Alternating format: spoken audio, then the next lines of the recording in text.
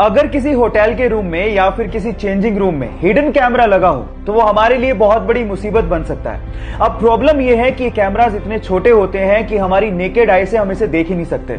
तो घबराइए मत गाइस, क्योंकि एक ऐसा पोर्टेबल डिवाइस आ गया है जो आप अपने साथ कैरी कर सकते हैं। और जब आप होटल या फिर चेंजिंग रूम में जाएं तो इस पोर्टेबल डिवाइस को ऑन करके आप हिडन कैमरा को, चाहे वो कितना भी छोटा क्यों ना हो, उसे ढूंढ सकते हैं।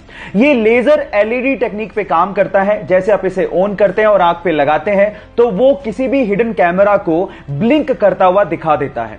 हिडन कैमरा चाहे ऑन हो या ऑफ, ये डिटेक्टर फिर भी उसे डिटेक्ट कर लेता है। इस टेक्नोलॉजी के बारे में जानकर आपको कैसा लगा, चैट सेक्शन में लिखना मत भूलिएगा। हाल ही में इस पूरे विश्व में फैली ये पैंडेमिक यानी कि महामारी से लड़ने के लिए जापान ने अपने ही देश में एक ऐसे ग्लासेस को बनाकर रेडी किया है जो कि टेक्नोलॉजी वाइज बहुत ही ज्यादा एडवांस है। इन ग्लासेस के अंदर एक्चुअली थर्मल कैमरास को इनबिल्ट किया गया है, जिसे पहनने के बाद आप दूर से ही किसी के भी बॉडी के टेम्परेचर को मेजर कर सकते हो और आप ये पता लगा सकते हो कि वो व्यक्ति इस बीमारी से ग्रसित है या नहीं। तो आपको क्या लगता है, ऐसे ग्लासेस की जिसमें थर्मल कैमरास इनबिल्ट है हमारे देश में जरूरत है या नहीं? चैट सेक्शन में लिखना मत भूलिएगा। सोनू सूद को उसके करीबी दोस्त का भुवनेश्वर से कॉल आया।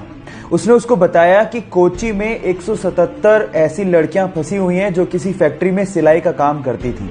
अब कोरोना की वजह से वो फैक्ट्री तो हो गई बंद। अब वहां पर उनको उनके घर जाना है, लेकिन कोई साधन ही नहीं है। तो सोनू सूद का दिल देखिए, उस बंदे ने बेंगलोर से एक स्पेशल फ्लाइट करवाई जो कि कोची से उन 177 लड़कियों को भुवनेश्वर तक एयरलिफ्ट करा रही है। बहुत बड़ा दिल है उस बंदे का। एक दिल है सोनू, कब तक जीतोगे? इस बंदे को उसके काम के लिए सल्यूट करने का मन करता है। तो सोनू सूद के लिए एक लाइक तो बनता है। दुनिया के सबसे साफ देशों की बात की जाए तो उसमें सिंगापुर सबसे ऊपर आता है। इसके पीछे का कारण क्या है मैं आपको बताता हूं। वहां पर गंदगी फैलाना एक संगीन अपराध माना जाता है और उसकी सजा आपको तुरंत ही मिल जाती है। और इसी वजह से वहां पर च्युइंगम चबाना भी अपराध माना जाता है। और अगर गलती से भी आप च्युइंगम चबाते वहां पर पकड़े गए तो आपको $2000 यानी कि लगभग 1.5 लाख रुपए का जुर्माना भरना पड़ेगा या फिर आपको 1 महीने जेल में बिताना पड़ेगा। अब आप समझ ही गए होंगे कि वो इतना साफ सफाई वाला देश क्यों है। सो गाइस, ये फैक्ट आपको जान के कैसा लगा? चैट सेक्शन में लिखना मत भूलिएगा। किसी भी गेम में पार्टिसिपेट कर रहा खिलाड़ी उस गेम को किसी भी तरह से जीतना चाहता है, लेकिन एक अच्छा खिलाड़ी ये बात जानता है कि हार और जीत से भी इंपॉर्टेंट होती है खेल की भावना।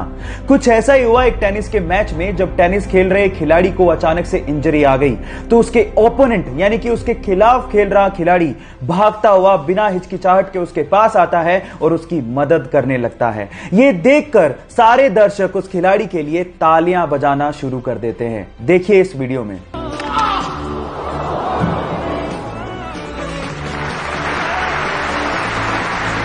गाइस, इससे समझ में आता है कि किसी भी खेल में हार जीत से भी इंपॉर्टेंट होती है खेल की भावना, जिसे हमें मेंटेन करने की जरूरत होती है। सो गाइस, आपको ये वीडियो देख के कैसा लगा? चैट सेक्शन में लिखना मत भूलिएगा।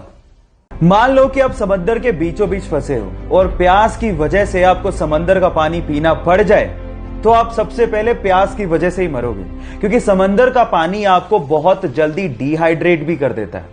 कितनी अजीब बात है कि चारों तरफ पानी है फिर भी आपकी प्यास बुझ ही नहीं सकती। पर अगर आपको जमी हुई सी वाटर की आइस मिल जाए तो उसको खाने से शायद आपकी प्यास बुझ सकती है। ऐसा इसीलिए होता है क्योंकि नमक बर्फ के क्रिस्टलाइन स्ट्रक्चर में फिट ही नहीं होता। इसीलिए बर्फ में पानी के मुकाबले मात्र 10% ही नमक रह जाता है, जिससे आपकी प्यास बुझ सकती है। ये नॉलेज आपको कैसी लगी? चैट सेक्शन में लिखना मत भूलिएगा।